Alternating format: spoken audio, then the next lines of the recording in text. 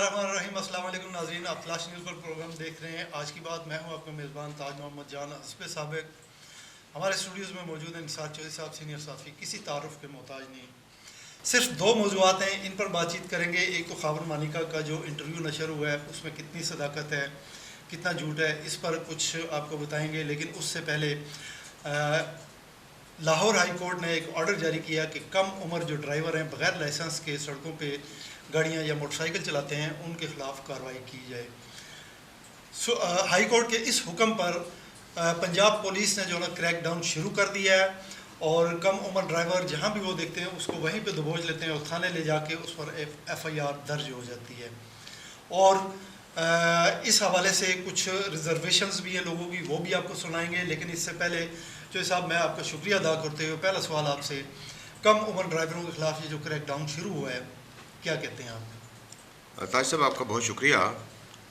एक दफ़ा फिर आपने बहुत ही अहम मसले की तरफ जो मबसूल करवाई है। गुजारिश ये है कि ये गुज़श्ता हफ़्ते लाहौर में क्या एक इलाका है, डिफेंस हाउसिंग सोसाइटी, उसमें एक अफ़वान नामी लड़का जो है वो एक गाड़ी का पीछा कर रहा था। और फिर जिस वक्त गाड़ी वालों को महसूस हुआ कि ये एक आदमी लड़का जो है हमारा मसलसल जो है वो पीछा कर रहा है, तो उसको उतर के उसके वालिदैन ने, उसके भाई ने कहा कि आप हमारा पीछा क्यों कर रहे हैं।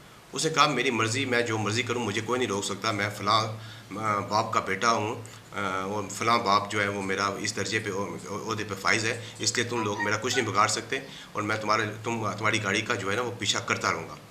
लेकिन उन्होंने उसके समझाने बुझाने पर भी वो बाज़ न आए, बल्कि उनको उसने गलीज़ गालियाँ देनी शुरू कर दी, जिस पर वो लोग वहाँ से निकल गए। लेकिन उस लड़के ने उनका पीछा न छोड़ा और जाके एक ऐसे मोड़ के ऊपर 160 की स्पीड से अपनी गाड़ी को उनकी गाड़ी से टकरा दिया, जिसके नतीजे में 6 अफराद मौके पर जहाँ भाग हो गए। जिस पर ये केस जो है पुलिस के लिए, जहाँ पे एक बहुत बड़ा इम्तहान था, वहीं पर ये फिर केस फिर जो हाई कोर्ट में एक दरख्वास्त दायर हुई, जिस पर एक हाई कोर्ट के मुअज़्ज़ज़ जज ने पूरे पंजाब में बगैर लाइसेंस के गाड़ियाँ चलाने वाले तमाम लोगों पर। अच्छा, उस लड़के का लाइसेंस नहीं था, कम उम्र था जी, उस लड़के का लाइसेंस नहीं था और उसकी उम्र तकरीबन कोई 14 साल बयान की जाती है। और अभी उसके जो वालिदैन हैं वो उन्होंने अदालत में यही प्ली ले रहे हैं कि हमारा जो है ना मीडिया ट्रायल जो है ना वो खुदा के लिए बंद किया जाए। हमारे बच्चे की जो उम्र है वो 14 साल है, वो ना उम्र है और ना उम्र जो। चलें चौधरी साहब, ये एक अलग मामला है। इस जो ऑर्डर हाई कोर्ट का है उस पर आएँ कि ये एकदम क्रैक डाउन शुरू हुआ है, इस पर कुछ लोगों के रिजर्वेशंस भी हैं, उस पर भी बात करेंगे। लेकिन पहले ये आप बताएं कि कैसे ये हो रहा है, क्या जी, मैंने जैसे आपको बता रहा था ताज साहब कि ये हाई कोर्ट के एक मुअज़्ज़ज़ जज ने हुक्मनामा जारी किया है कि पूरे पंजाब के लिए हुक्मनामा है कि बगैर लाइसेंस के जितने भी लोग हैं, चाहे वो नो उम्र हैं, चाहे वो बालग हैं, चाहे वो, मेरा मतलब है कि एजिड हैं, जिनके पास लाइसेंस नहीं है, उनको फौरी तौर पर गिरफ़्तार करके इनके ख़िलाफ़ FIR दी जाए और उनको जेल भेजा जाए। जिस पर पंजाब पुलिस ने फौरी एक्शन लेते हुए मुतअद्दिद लोगों को न सिर्फ गिरफ़्तार किया बल्कि FIR भी काटी और उन लोगों को जेल भेज दिया, जिसमें कम उम्र बच्चे भी शामिल हैं। जबकि जो इस पर वालिदैन हैं, उन बच्चों के वालिदैन हैं, उन्होंने कहा है कि ये बिल्कुल गलत बात है, हमें अपने बच्चों का लाइसेंस जो है ना वो बनवाना चाहिए। लेकिन हमें फौरी तौर पे लाइसेंस जो है ना वो बन नहीं सकता, लेकिन हमारे बच्चों के साथ बहुत बड़ी ज़्यादती हो रही है और खुदा के लिए इनके खिलाफ़ जो है ना FIR जो है ना वो ना काटी जाए और ना इनको जेल भेजा जाए, क्योंकि इससे उनकी जो है वो।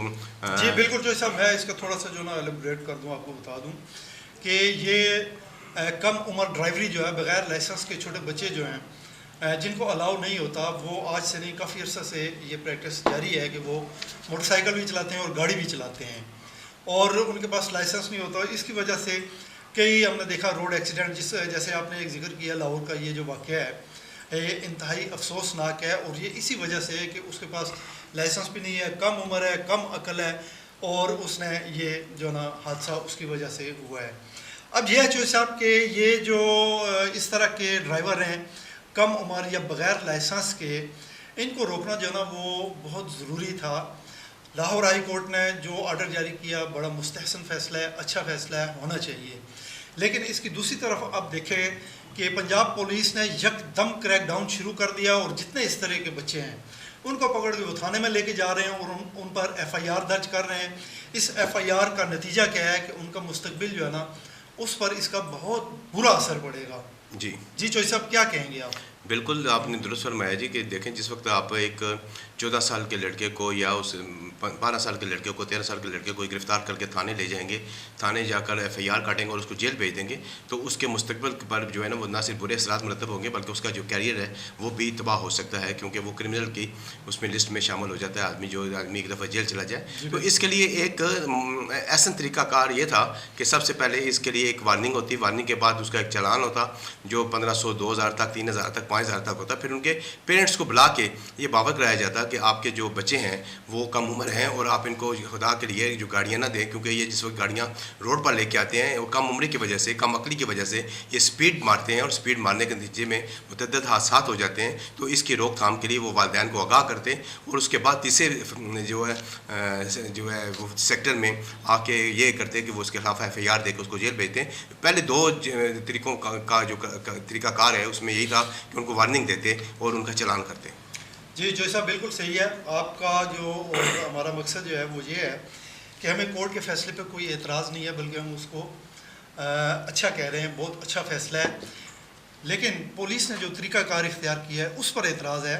जैसा आपने फरमाया कि वो पहले जो ना ऐसे ड्राइवर्स जो हैं बग़ैर लाइसेंस के या कम उम्र जो हैं उनको पहले वार्निंग दे कि इस दफ़ा हमने आपको पकड़ा है, ये आपके लिए वार्निंग है। उसके वालिद को या उसके वर्सा को बताएं कि नेक्स्ट टाइम, अगली दफ़ा अगर ये ड्राइविंग करता हुआ पकड़ा गया बग़ैर लाइसेंस के, तो फिर इसको कैद भी होगी, इस पर जुर्माना भी होगा और जो कानून की सज़ा होगी वो भी इस पर लागू होगी। जो साहब इस हवाले से रावलपिंडी बार एसोसिएशन के साबिक़ सदर मारूफ कानूनदान जो हैं GM शाह, उनसे हमारी बातचीत हुई है, पहले सुनते हैं वो क्या कहते हैं। बिस्मिल्लाहिर्रहमानिर्रहीम।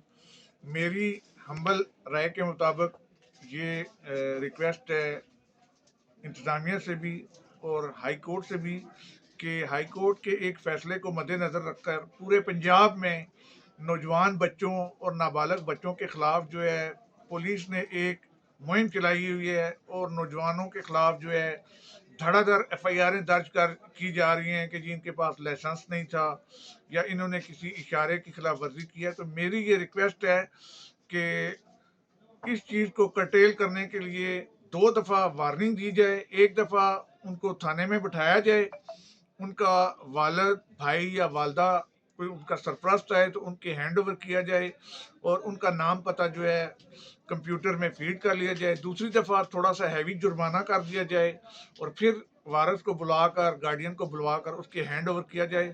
और अगर तीसरी दफ़ा कोई नाबालग नौजवान ये ऐसी हरकत करता है, गाड़ी बगैर लाइसेंस के चलाता है और ट्रैफिक के रूल्स की वायलेशन करता है, तो उसके खिलाफ एफ़आईआर दर्ज की जाए। क्योंकि इस तरह तो धड़ाधड़ जो है पिक एंड चूज़ करके एफ़आईआरें दी जा रही हैं, जिससे नौजवानों का मुस्तकबिल जो है वो स्टेक पर लग गया है और उनका मुस्तकबिल दागदार हो रहा है और मुस्तकबिल के में उनकी जो है अच्छी नौकरी करने के जो चांसेस हैं वो ख़त्म हो रहे हैं। हर वाक़े के अपने फैक्ट्स और सर्कमस्टांसेस होते हैं।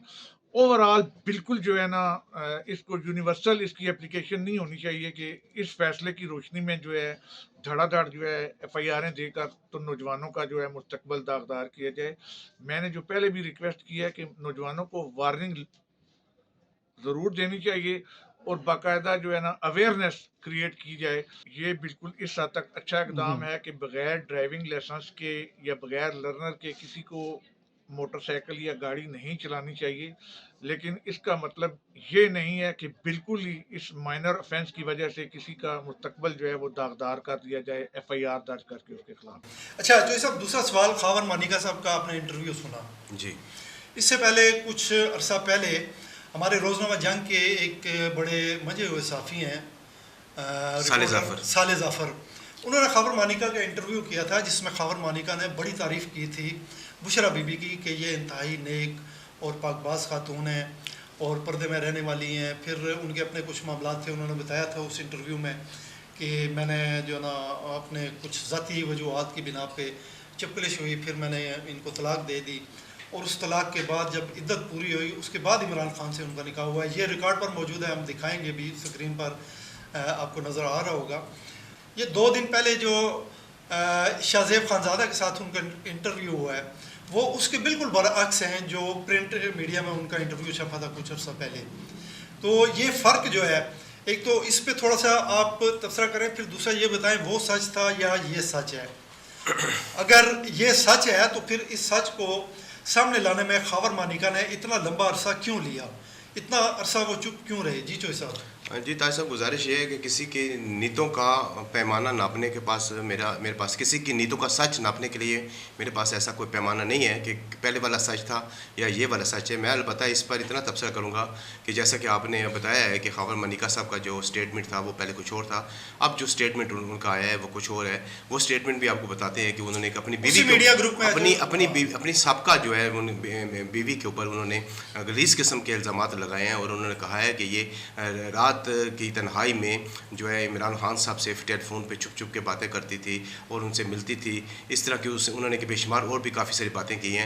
और उन्होंने कहा है कि एक मरतबा तो मैंने अपने नौकर के ज़रिए इमरान साहब जो हमारे घर आ गए थे, मैंने उनको वहाँ से बाहर निकाला है। तो यानी कि उनकी मौजूदगी में ये सारा काम होता रहा है। अब जो उन्होंने जो पहलू बदला है, जो उन्होंने इस काम से जो अपना बयान बदला है, जबकि इससे पहले वो कह चुके हैं कि मेरी बीवी जो है बड़ी पाकबाज खातून है, इमरान खान साहब बड़े बड़े आदमी हैं, लेकिन अब उन्होंने उनके ऊपर जो इल्ज़ाम लगाना शुरू कर दिया। तो गुजारिश ये है कि किसके पस पर्दा क्या कहानी है, मैं वो कहानी आपको थोड़ी सी बताऊंगा। वो इतनी लंबी चौड़ी कहानी नहीं है, थोड़ी मुख्तसर सी कहानी है। हुआ यूँ था कि जिस वक्त इमरान खान साहब का उनके घर आना जाना शुरू हुआ तो उनकी विलिंग शामिल थी और वो इससे नाखुश नहीं थे कि इमरान खान साहब हमारे घर में आते हैं। और इसी दौरान फिर कुछ और लोग इन्वॉल्वमेंट है उनकी, फ़र्क होगी की है। और उसके बाद जो पिंकी की बुशरा बीबी, जिनका निक नेम पिंकी है, उनकी बहन है, उनका ये किरदार है कि उन्होंने इन दोनों शख्सियात को जो है ना एक दूसरे के करीब होने का मौका फराहम किया। और इस कुर्बत के नतीजे में जो है उनका जो है वो निकाह हुआ। निकाह होने के बाद उनकी शादी हुई, जो बाद में कई मसाइल का शिकार हुई कि कुछ कहते हैं कि वो ये इद्दत के दौरान हुई है और कुछ कहते हैं कि ये इद्दत के बाद हुई है। ये जो सब जो जिस प्रिंट इंटरव्यू का मैंने जिक्र किया, जंग अखबार में छपा था, इसी मीडिया ग्रुप में जिसमें उनका इंटरव्यू आया है चैनल पे, उसमें उन्होंने कहा था जी कि इद्दत पूरी होने के बाद निकाह हुआ है। ये खबर मानिका ने उस इंटरव्यू में कहा था। जी ताज साहब, बिल्कुल आप दुरुस्त फरमा रहे हैं। ये इंटरव्यू में मैंने भी सुना है, देखा भी है और रिकॉर्ड में मौजूद भी है। और उन्होंने इस बात को कहा था कि इद्दत पूरी होने के बाद इमरान खान साहब ने बाकायदा तौर पे निकाह किया है, उसकी बाकायदा रस्म अदा हुई है जो मानिका साहब के घर में हुई थी, जिसमें मानिका साहब भी शरीक थे। गुजारिश ये है, ये बात नहीं है, ये देखे ना ये पड़ेगा कि ये चेंज क्यों हुए, इन्होंने अपने बयान तब्दील क्यों किए। उसकी साफ़ और साफ़ जो है ना जो वजह जो मुझे नज़र आ रही है वो ये है कि इन्होंने जिस वक्त इमरान खान साहब से का बुशरा बीबी का निकाह हुआ था और इमरान खान साहब के दौरे इक़्तिदार में इन्होंने बेशुमार जो है ना फ़ायदे जो है ना वो उठाए थे और बेशुमार उन्होंने कंटेक्ट हासिल किए थे, बेशुमार उन्होंने ऐसे माली मुफादात लिए कि जिसके बना पर अब उनको ये स्टेटमेंट तब्दील करना पड़ा कि मेरी बीवी जो थी वो इस तरह की है और मैं इमरान खान साहब का जो करैक्टर है वो इस तरह का था।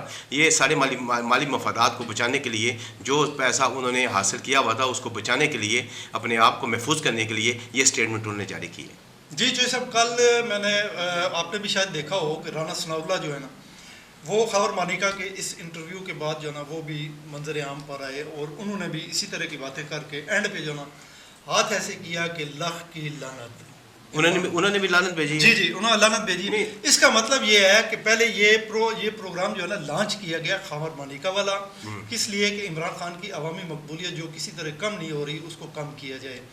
और ये प्रोजेक्ट लॉन्च किया गया जो कि बुरी तरह नाकाम हो गया और इसको नहीं नाकाम तो आप नहीं कह सकते कि नाकाम हो गया। लेकिन बिल्कुल आप मैं इस बात मेरी आपसे इत्तेफाक करता हूं, मैं इस बात से आपसे इत्तेफाक करता हूं कि ये लॉन्च किया गया है, ये बिल्कुल आपकी बात दुरुस्त है। लेकिन आप ये कहें कि इमरान खान साहब की मकबूलियत को इससे कम नहीं हुई है, उनकी मकबूलियत पर फ़र्क पड़ा है, लोगों ने बातें की हैं। जी आप बताएं।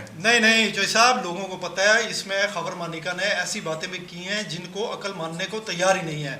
फिर जैसा कि मैंने आपको बताया, हमने आपको क्लिप भी दिखाया, वो जो इनका इंटरव्यू छपा था साले जाफ़र साहब ने किया था रोज़नामा जंग में, उसमें जो कुछ वो कह रहे हैं उसके बिल्कुल बरअक्स ये बातें वो कह रहे हैं। और इस वक्त एक कैंपेन चल रही है कि किसी ना किसी तरह इमरान को बदनाम किया जाए, उनकी मकबूलियत को कम किया जाए। लेकिन लोग जो है ना वो समझदार हैं, उनके पास ये सारा रिकॉर्ड मौजूद है, वो देखते हैं सुनते हैं। तो इसलिए मैं कह रहा हूँ कि ये प्रोजेक्ट जो है ना नाकाम हुआ है। जी चोई साहब।